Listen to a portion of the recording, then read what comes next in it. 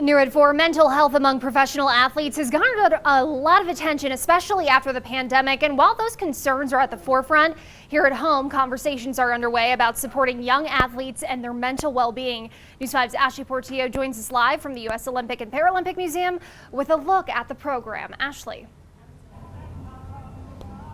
So today, Olympians, Paralympians, as well as experts, they did come together to talk about mental health among young athletes. And some of those professional athletes who did weigh in shared some of their own personal experiences and challenges they've dealt with when it comes to their own mental health. Olympic athletes are shifting the narrative about mental health. I was diagnosed with clinical depression. I'd had some anxiety and just some suicidal ideation and was just really struggling. Gracie Gold is a U.S. Olympic figure skater. She won bronze at an event in the Sochi 2014 Games, and in 2017. I call it my quarter life crisis. It was a mental health collapse, so to speak. The two-time national champion had also been struggling with an eating disorder and body dysmorphia. But her medals didn't stop her from feeling the way she did. And I thought, I guess, you know, being an Olympian or the best in my craft was like being a superhero, and that it somehow made me immune to mental health issues. And for Noah Lyles, a bronze medalist, U.S. Olympic track and field sprinter, he's faced challenges with his mental health since he was a kid.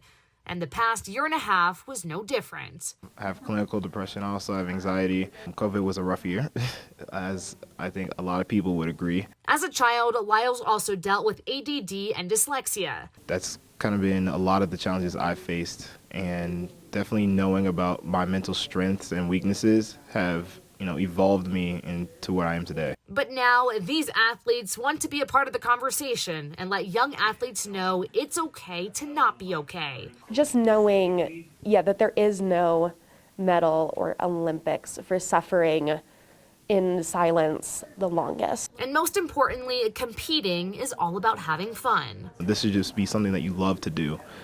And when people try and make it not about the enjoyment of the sport, that's when it becomes a stressful thing. And those athletes also mentioned the conversation surrounding mental health has shifted in a very positive way just within the past few years. They also mentioned that their honesty at forums like today just empowers and encourages some of those young athletes to speak up if they feel something's wrong or if they're struggling. In Colorado Springs, Ashley Portillo, News 5.